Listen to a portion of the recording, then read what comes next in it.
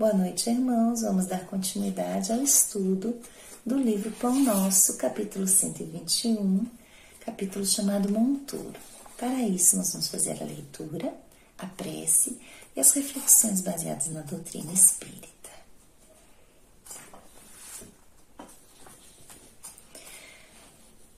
Capítulo Monturo. Nem presta para a terra, nem para o monturo, lançam-no fora. Quem tem ouvidos para ouvir, ouça. Jesus, em Lucas, capítulo 14, versículo 35. Segundo deduzimos, Jesus emprestou significação ao monturo.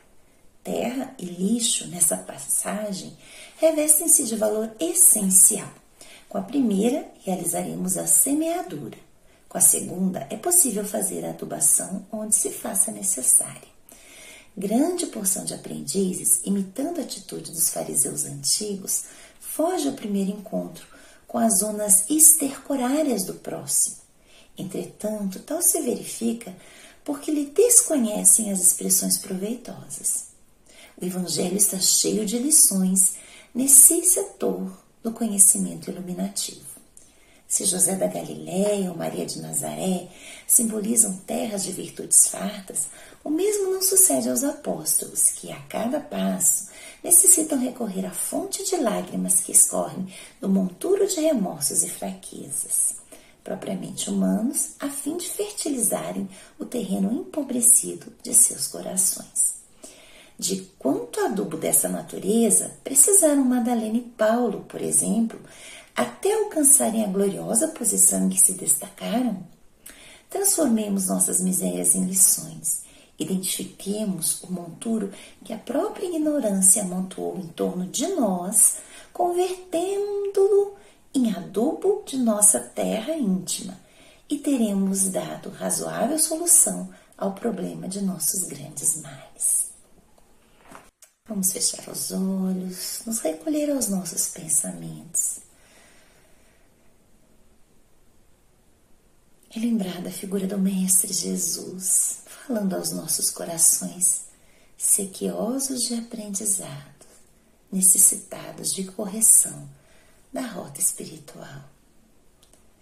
Pai de amor e bondade, Mestre Jesus amigo, que nessa noite possamos refletir as lições do Teu Evangelho, buscando reverberar em nossos corações, tentando compreendê-las, Senhor, e colocá-las em prática no nosso dia a dia, no nosso cotidiano. Rogamos também, Pai, por aqueles que, afastados do Teu convívio, possam ser amparados, possam ser tocados em seus corações e se aproximar da Tua misericórdia, fortalecer os espíritos enfraquecidos e encontrar, Senhor, caminhos, soluções para os embates de suas vidas. Rogamos também por aqueles que sofrem, que possam, Senhor, ser amparados pela Tua imensa misericórdia. Se conosco, hoje e sempre, graças a Deus. Bem, irmãos, diante dessa leitura, fica um questionamento, né? Por que Jesus falaria assim, quem tem ouvidos para ouvir que ouça, e tem algo que não presta nem para a terra, nem para o monturo e que é lançado fora? É muito importante fazermos a contextualização sempre dentro da estrutura do Evangelho. Quando a gente vai avaliar esse capítulo de Lucas, o capítulo 14, são tantos ensinamentos e há uma história que Jesus conta um pouquinho antes desse versículo que nós vamos abordar essa noite. Ele fala que um certo homem fez uma ceia e pediu aos seus servos que convidassem os seus amigos. E cada amigo desses declinou do convite, dando uma justificativa. Uns precisavam cuidar dos negócios, outros precisavam cuidar de suas famílias, de suas obrigações sociais, e nenhum pôde comparecer. Então esse senhor avisa aos seus servos que vão convidar a outros e diz assim: vão e convidem aos aleijados, aos mancos, aos cegos, aos pobres. E esses são convidados para a ceia na casa do Senhor. É interessante como Jesus contextualiza dentro da realidade da época. Quando a gente fala na ceia, a gente pensa em uma confraternização, assim como nós também pensamos na questão do alimento. Jesus referia-se muito mais e sempre ao alimento espiritual, aquilo que nos renova interiormente. E ele coloca também dentro dessa questão e dentro dessa lição do capítulo 14 de Lucas, outras reflexões. Antes dele falar desse monturo, ele se refere ao sal. E a gente vai ler para poder perceber qual é a contextualização. Jesus fala assim: e qualquer um que não levar sua cruz e não vier até mim, não poderá ser meu discípulo. Assim, pois, dentre vós, aquele que não renuncia ao que tem, não pode ser meu discípulo. Bom é o sal, mas se o sal degenerar, com que se adubará? Não presta nem para a terra, nem para o monturo. Lançam-no fora. Quem tem ouvidos para ouvir, que ouça. Aí a gente percebe que Jesus fala do sal. O sal também se encontra no Evangelho, quando logo depois do Sermão do Monte, Jesus fala: vós sois o sal da terra e vós sois a luz do mundo. Falando ainda do sal, a gente percebe a importância dele na história da humanidade. O sal é feito de cloreto de sódio. O sódio está presente no organismo da gente. Se a gente não tiver o sódio, nosso organismo não funciona, porque o sódio ajuda a carregar os nutrientes, o oxigênio, ajuda a que os impulsos nervosos eles cheguem até o nosso cérebro, que os nossos músculos, inclusive o músculo do coração, funcionem. Então o sal é essencial para o corpo humano e também é essencial para outros tipos de vida que estão no planeta Terra. Antigamente, os homens seguiam os rebanhos, porque os rebanhos sabiam onde estava o sal. E os homens utilizavam sal para muitas coisas, para temperar, para dar sabor e também para conservar os alimentos. Então, quando Jesus fala do sal, ele coloca o sal como algo essencial, aquilo que dá o tempero à vida, aquilo que é necessário, aquilo que não é dispensável. Mas ele também fala que se o sal não faz a sua função, ele não serve de nada. E aí que ele coloca a questão de dispô-lo no monturo. Monturo e terra. São duas colocações que passam nesse texto. Vamos relembrar. Fala-se assim: terra e lixo nessa passagem tem um valor essencial. Com a primeira, a gente realiza a semeadura. Com a terra, na terra, é feita a semeadura. Mas, para que a semeadura frutifique, há necessidade da adubação. E a adubação vem o termo do monturo. Para a gente, o monturo é aquilo que se descarta, aquilo que é lixo. Mas é curioso que a partir daquela matéria orgânica que se deteriora, é feito o adubo. E qual é a função do adubo? O adubo, na verdade, ele contém os elementos essenciais, os nutrientes necessários para que uma planta se fortaleça, para que uma planta frutifique. Então, é muito curioso perceber que Deus trabalha a terra fértil quando ele coloca, contextualiza aquilo que a gente simboliza como virtudes. Quando ele fala de José da Galileia, quando ela fala de Maria de Nazaré, né? São símbolos de virtudes. Ele coloca aqui terra de virtudes fartas. E também nesse contexto, ele coloca a figura dos apóstolos. Mas ele fala assim, né? Emmanuel, né? Fala assim. O mesmo, quando ele fala José da Galileia e Maria de Nazaré, são terras de virtudes fartas, mas o mesmo não sucede aos apóstolos, porque eles, a cada passo, necessitam recorrer à fonte de lágrimas que escorrem do monturo de remorsos e fraquezas, propriamente humanos, a fim de fertilizarem o terreno empobrecido de seus corações. E aí a gente se questiona, mas os discípulos de Jesus, os 12 escolhidos, foram escolhidos a dedo. Eles eram os ajudantes do mestre. Foram eles que deram seguida à caminhada, a todo o processo da evangelização, depois que o mestre Jesus retorna à pátria espiritual.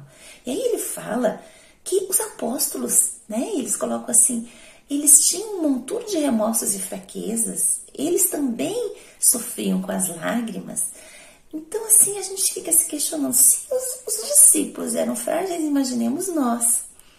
Mais tarde, Emmanuel fala, nesse texto, de Madalena e de Paulo, que eram duas figuras extremamente controversas em seu tempo, por toda a sua trajetória de vida.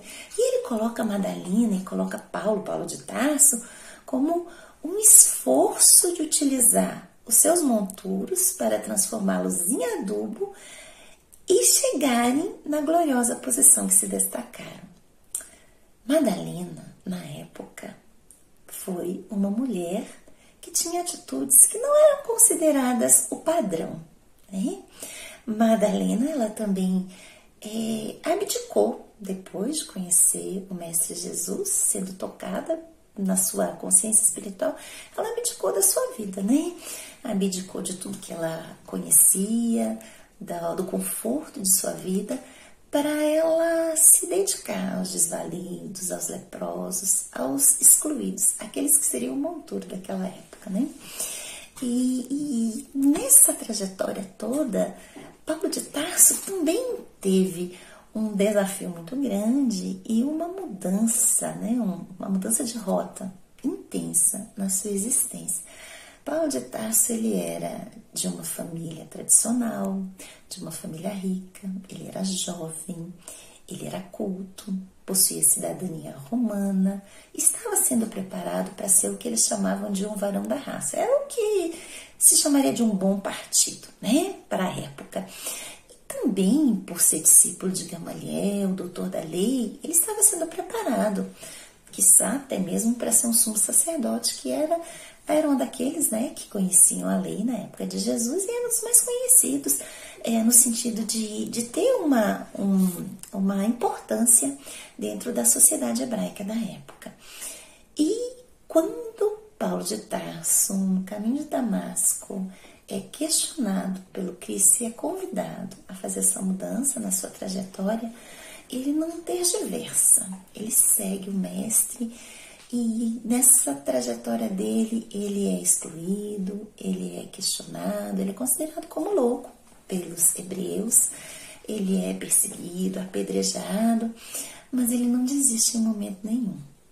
Então, assim, ele usa da sua oportunidade para ele se ressignificar como ser, ele aproveita as oportunidades e não vive apenas para si. Distribui o que ele recebe do Cristo, todo conhecimento em relação a todos nós, e até hoje nós estudamos os textos, as cartas de Paulo, né? As cartas vivas do Evangelho que se fazem presentes. Então a gente percebe que Jesus que Emmanuel faz esses contrapontos na sua leitura, né? Na sua reflexão a partir do Evangelho do Mestre. É interessante também a gente perceber que nesse texto, um pouquinho antes de falar dos discípulos, de falar de Maria de Nazaré, Emmanuel coloca o seguinte texto: grande porção de aprendizes, imitando a atitude dos fariseus antigos, foge ao primeiro encontro das zonas estercorárias do outro. Entretanto, se tal se verifica, porque eles desconhecem as expressões proveitosas. E a gente fica se questionando, né? Tantos aprendizes, nós também somos aprendizes. E às vezes a gente tem essas atitudes farisaicas. O que eram os fariseus na época do Cristo? Fariseus significa, né, no termo hebraico, parush, que quer dizer divisão, separação. Quase uma facção, né? E esses fariseus, esses hebreus, eles tinham algumas características que eram diferentes das características dos demais hebreus da época, né? Eles eram discutidores da lei, eles eram muito zelosos com as tradições, não gostavam muito de inovação, não. Eles valorizavam muito e eles cumpriam com muito rigor todos os cultos, as cerimônias, né? Eram muito apegados à letra da lei. Entretanto, eles também tinham algumas características bem diferenciadas, porque eles aparentavam uma santidade muito grande, né? Diante grande parte do povo. Entretanto, eles escondiam as suas mazelas, os seus erros. E então, eles tinham muito também um orgulho arraigado e uma ânsia de dominação. Isso faz com que eles se afastassem de determinados convívios, né? Aquilo que eles chamavam dos impuros. Os samaritanos, os pecadores, os publicanos, eles não se aproximavam para não se contaminar. Então, nessa frase, quando Emmanuel fala assim, olha, a gente não pode agir como os fariseus antigos. O que será que ele está querendo dizer? Ele está querendo dizer que quando a gente evita aquilo que nos incomoda no outro, aquilo que a gente julga ser a sombra do outro, a gente também deixa de perceber a nossa própria sombra e a gente deixa de trabalhar dentro das nossas limitações. A gente não se vê como de fato é, e se a gente não se conhece propriamente, a gente não tem como alterar aquilo que há necessidade de fazer uma mudança, né? A nossa reforma interior. E é para isso que Emmanuel nos alerta, né? Para a gente poder estar trabalhando essas zonas de sombra da gente, para estar trabalhando os nossos monturos espirituais, os nossos monturos afetivos, porque aquilo que a gente acha que é lixo, aquilo pode se transformar no adubo que vai dar força para a nossa semeadura do bem. É interessante também quando ele fala a respeito das dificuldades dos discípulos. Existe um capítulo 38, chamado O Argumento Justo, de um livro que se chama Jesus no Lar. É um livro, inclusive, que está sendo feito o estudo sequenciado no ES de segunda-feira à noite, na Casa da Fraternidade, que são os nossos estudos sistematizados da doutrina espírita na modalidade virtual em decorrência da pandemia. Nesse capítulo, O Argumento Justo, que é o capítulo 38, se conta que Jesus, uma vez por semana, ia à casa de Pedro para fazer o culto do Evangelho no lar com os discípulos. E certa feita ele falava das glórias de servir ao Pai, da importância da gente trabalhar o nosso interior para que a gente agisse da melhor maneira possível, que nós, de fato, nós nos tornássemos bons. Os discípulos, diante da colocação do Cristo, começaram a ficar tristes, acabrunhados e até chorosos, né? E começaram a falar assim, olha, Senhor, sabe o que acontece? A gente se sente tocado pela Boa Nova, entretanto, nós ainda nos sentimos assim, portadores de um coração indisciplinado e ingrato, né? Perto de você a gente parece uma ovelhinha que te segue, faz as coisas certas, mas quando a gente se afasta, Senhor Jesus, é impressionante, a gente não tolera um insulto, a gente não tolera ingratidão, a gente não tolera uma corrigenda. Então, assim, será que a gente não está sendo um discípulo falso? Será que a gente não está sendo assim, a gente é tão imperfeito, como é que a gente vai estar podendo levar a boa nova e a verdade? Né? Então, eles questionavam a sua capacidade, questionavam a sua sinceridade, questionavam a sua vontade de fazer o bem. Aí o Mestre Jesus escutou as queixas, escutou as reclamações, escutou os questionamentos e as fragilidades, e aí com bom humor ele comentou assim, olha, todos nós somos aprendizes do bem. Interessante que nessa frase, Jesus, que era um espírito superior e perfeito, ele também se coloca como aprendiz do bem. Na verdade, ele era um mestre do bem. Mas ele fala, todos nós somos aprendizes do bem. E como aprendizes do bem, não percebo em nenhum de vocês aqui as asas dos anjos. Curioso, né? A maneira como Jesus coloca essa observação. E ele segue mais para frente. Não vejo asas de santidade, porque os anjos não estão aqui entre nós. E se na verdade a gente é aprendiz do bem, a gente tem que ser como as plantas, como a videira, né? Que é o pezinho da uva, né? Tem que ser como a videira, que ela está com as raízes enterradas no solo escuro, na terra, mas ela cresce para cima, para o sol, buscando ao Pai. E nesse processo ela faz uma transformação de seus frutos no vinho reconfortante. Então ele fala desse trabalho da transmutação. E Jesus segue mais adiante, ele ainda fala assim, se vocês que percebem as suas fragilidades, os seus erros, os seus equívocos e se sentem endurecidos no mal, não forem os primeiros a trabalhar para se fazerem fortes e bons em favor da obra geral da criação, não me parece que sejam os anjos que vão ter que descer dos céus para fazer o trabalho que compete a vocês, já que é o doente que precisa do remédio, já que é o ignorante que precisa do estudo e do ensino. Então, dessa maneira, Jesus falava assim, olha, o remédio, antes de tudo, se dirige a nós que somos doentes. Cabe a cada um de vocês realizar o trabalho que é confiado.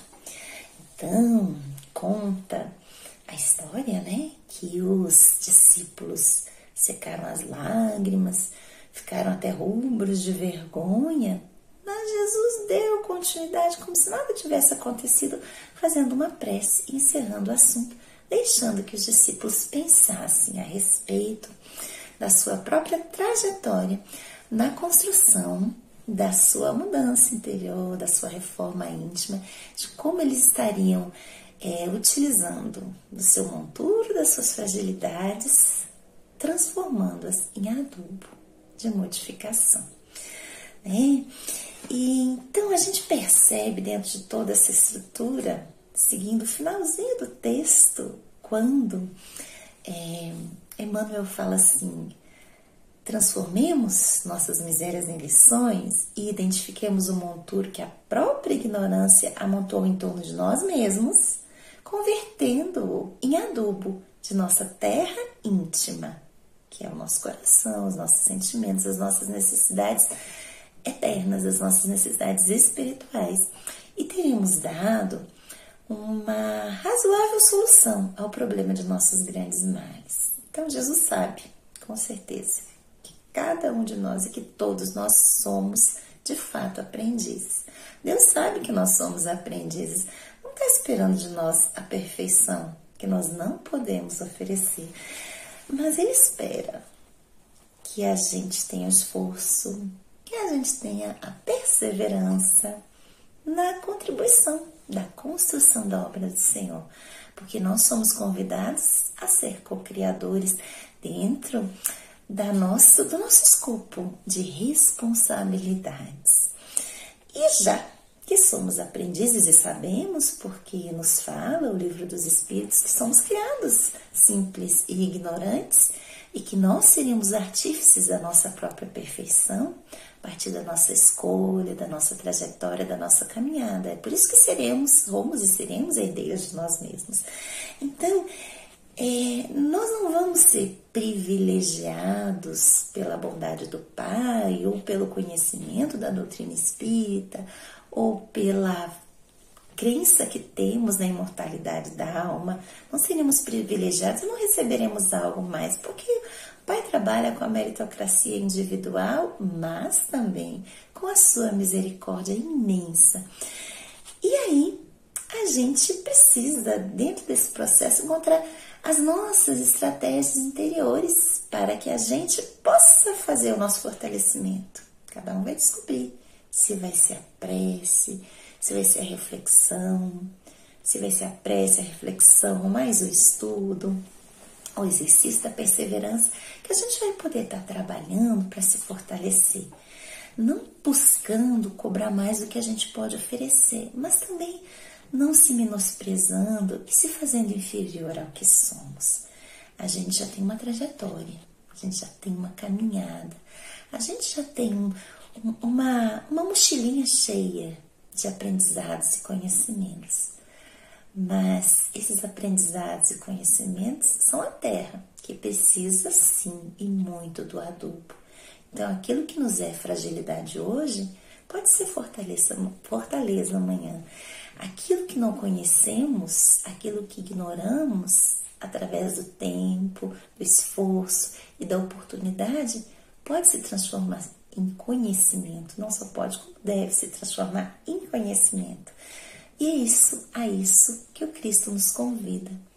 para que a gente seja um sal verdadeiro, que faça o tempero, para que a gente não seja algo que não salga, algo que não conserva e que é dispensável, pode ser jogado fora.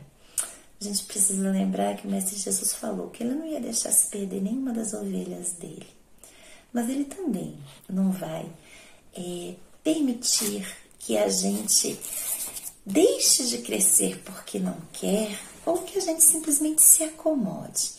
A vida, ela oferece para nós a cada dia, a cada instante, a cada momento, a oportunidade do crescimento e do aprendizado. Que a gente tenha esses olhos de ver e os ouvidos de ouvir, que o Cristo nos convida.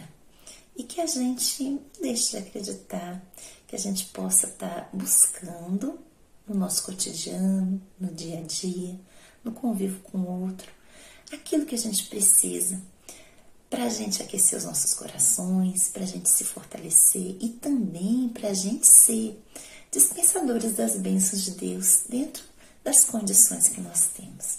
Agradecemos a todos por estarmos juntos nesse momento de reflexão e de estudo e que a gente possa olhar para dentro de si e não ver os nossos erros e as nossas fragilidades como algo inútil, mas como aquela terra que precisa ser trabalhada e precisa ser adubada para florescer, para germinar e para crescer.